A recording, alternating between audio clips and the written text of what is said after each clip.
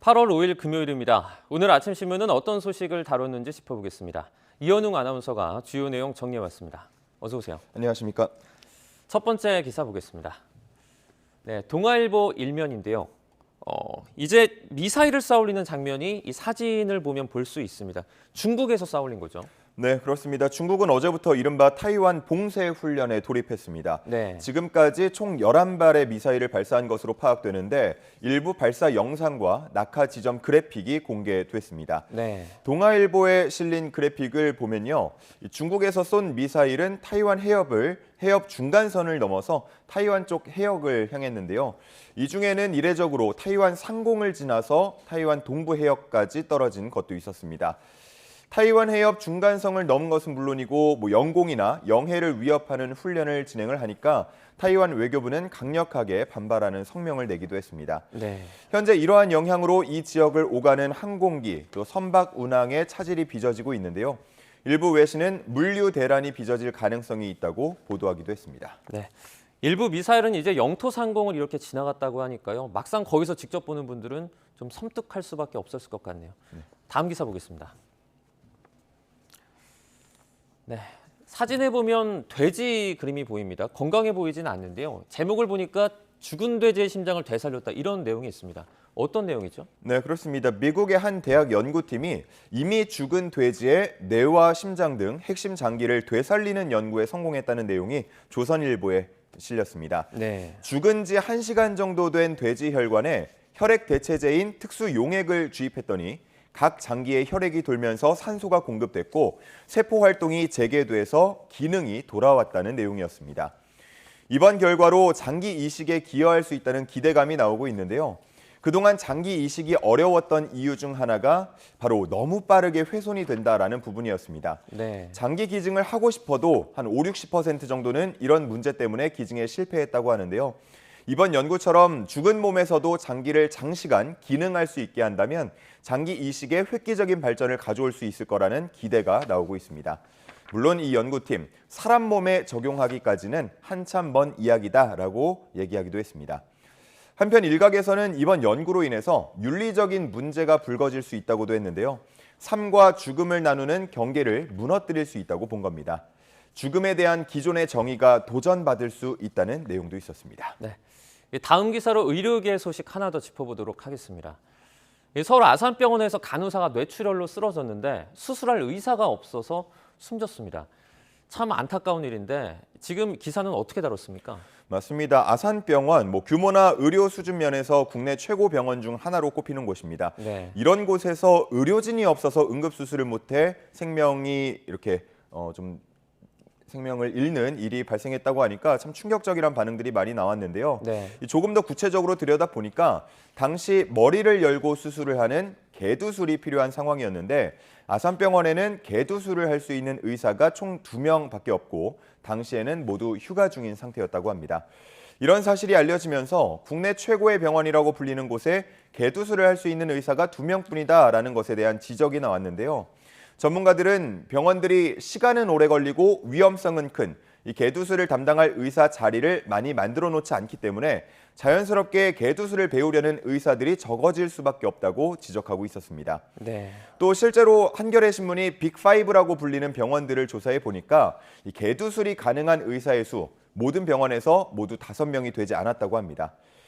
또 이런 문제와 함께 의료 수가 현실화 그리고 당직이나 응급 이송 체계 개선이 필요하다는 의견도 함께 나오고 있었습니다. 네, 참 안타까운 소식입니다. 빨리 좀 개선이 됐으면 좋겠습니다. 다음 기사입니다. 먼저 제목에 줍깅이란 단어가 보입니다.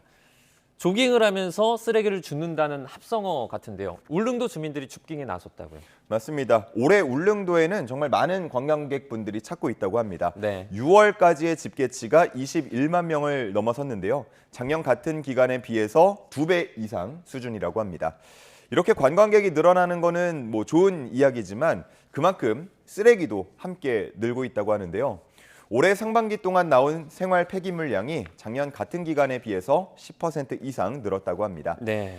결국 쓰레기로 몸살을 앓고 있는 섬을 지키기 위해서 주민들이 자발적으로 나서게 된 건데요. 작년에 1인 줍깅으로 시작해서 이제는 꽤 많은 주민들이 함께하고 있다고 합니다. 다양한 연령대의 주민 한 20여 명 정도가 모여서 매주 2차례 줍깅을 하고 있다고 하는데요. 여기서 한 발 더 나아가서 문제의 심각성을 알리기 위해서 지난 5월에는 동네별로 모은 쓰레기를 전시하는 행사를 열기도 했다고 하는데 많은 관심이 모였다고 하고요. 또 최근에는 울릉도의 문화 해설을 들으면서 동시에 쓰레기를 줍는 프로그램도 운영하는 등 다양한 아이디어와 방식을 모아가고 있다고 합니다. 네, 울릉도 주민들 참 대단하네요. 응원하고 많은 시민들이 또 참여를 했으면 좋겠습니다. 네. 다음 기사입니다. 네, 경비 노동자들의 근무 어떤 상황이 열악하다라는 어떤 보도들 저희가 여러 번 전한 바 있는데요. 지금 에어컨 설치가 필요하다 이런 조례가 제안이 됐다고요? 네, 그렇습니다. 오늘 아침 신문 한 기사 보니까요. 지난 7월 전국 평균 기온 기준 50년 만에 가장 높았다라는 분석도 나오고 있습니다. 네. 정말 너무 요즘에 덥다라는 얘기 나오고 있고요. 에어컨 없는 여름 상상하기가 쉽지 않은데 실제로 이렇게 에어컨 없이 여름을 보내는 곳이 바로 경비실이라고 합니다. 기사에 경비 노동자들의 인터뷰도 나와 있는데요. 경비 업무보다도 더위를 이겨내는 게 더 힘들다. 네. 에어컨 설치는 이제 선택이 아니라 필수 사항이 되었으면 좋겠다. 이런 이야기들을 하고 있었습니다. 이와 관련해서 최근 대전시의 한 아파트 경비 노동자와 주민들, 경비실에 에어컨을 의무적으로 설치하도록 하는 조례 개정안을 제출했다고 하는데요. 에어컨을 설치해달라고 요구하고 싶지만 고용 불안 때문에 이야기하지 못하는 그런 경비 노동자들의 사정을 감안해서 의무적으로 설치하도록 조례를 바꾸자는 취지였습니다. 앞으로 심사에 들어가게 될 텐데요. 논의가 어떻게 진행될지 주목됩니다. 네, 마지막 기사 보겠습니다. 네, 가운데 우리 손흥민 선수의 얼굴이 눈에 참 띄네요. 영국 프리미어리그가 내일 개막을 합니다. 손흥민 선수가 속해 있는 토트넘도 경기가 있죠? 맞습니다. 우리 시간으로 내일 오후 11시인데요. 사우샘프턴과 홈 경기를 시작으로 새 시즌을 맞이합니다. 손흥민 선수는 골을 넣으면 항상 이렇게 찰칵 세리머니를 하곤 하는데 네. 과연 이번에는 그 세리머니를 몇 번이나 볼 수 있을지에도 큰 관심이 모이고 있습니다. 영국 한 예측을 보면요. 손흥민 선수가 득점왕을 차지할 확률 8% 정도로 보고 있었는데 네. 이걸 순위로 보자면 공동 4위에 랭크되는 거고요. 네. 1위는 27% 확률로 이번 시즌 맨체스터 시티로 이적해온 괴물 공격수 엘링 홀란드가 꼽혔고요. 2위는 18%, 지난 공동 득점왕이었죠. 살라 선수. 또 3위는 15%로 손흥민 선수의 동료죠. 케인 선수가 꼽혔습니다. 만약 이런 쟁쟁한 경쟁자들을 제치고 손흥민 선수가 다시 한번 득점왕이 된다면 2시즌 연속 득점왕을 하게 되는 건데요.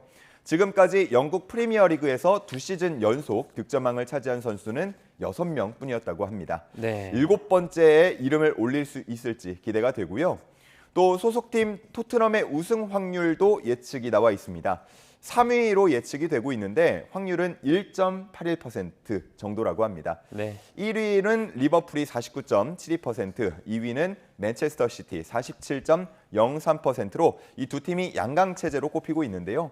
손흥민 선수의 활약으로 이런 양강 구도를 깰 수 있을지 지켜보는 것도 이번 시즌의 하나의 재미가 될 것 같습니다. 네, 이번 시즌 손흥민 선수의 두 번째 득점왕도 기대해 보겠습니다. 여기까지 듣겠습니다. 고맙습니다. 감사합니다.